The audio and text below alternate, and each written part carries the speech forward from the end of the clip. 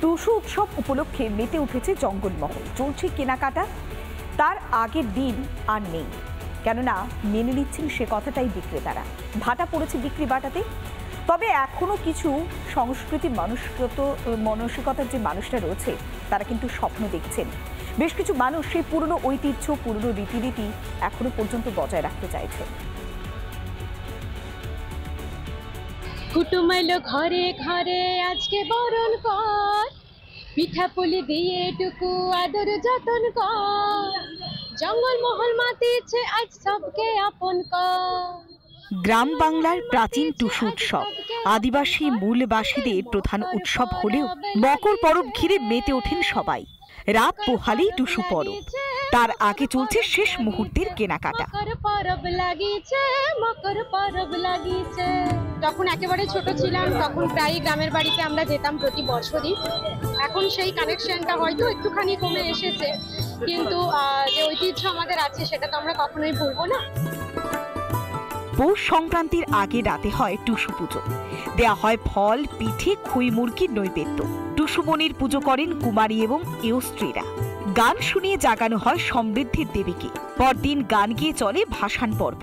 নদী বা জলাশয়ে ভাসানো হয় টুসু মূর্তি। সকাল থেকেই চলছে কেনাকাটা।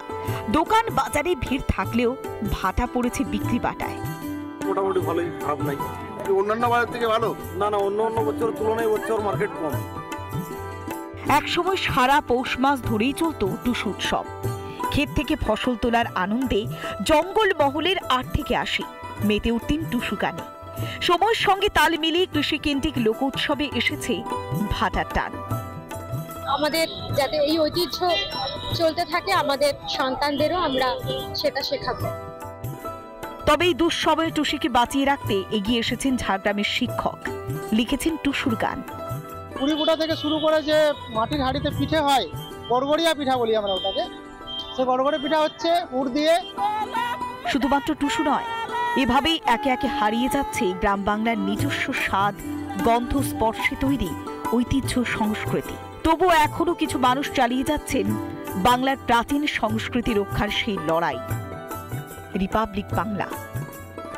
নানা ধরনের কন্টেন্ট দেখার জন্য লাইক করুন, শেয়ার করুন আমাদের ফেসবুক পেজ, সাবস্ক্রাইব করুন আমাদের ইউটিউব চ্যানেল। পাশাপাশি অন্যান্য ব্রেকিং নিউজের জন্য অবশ্যই চোখ রাখুন রিপাবলিক বাংলায়।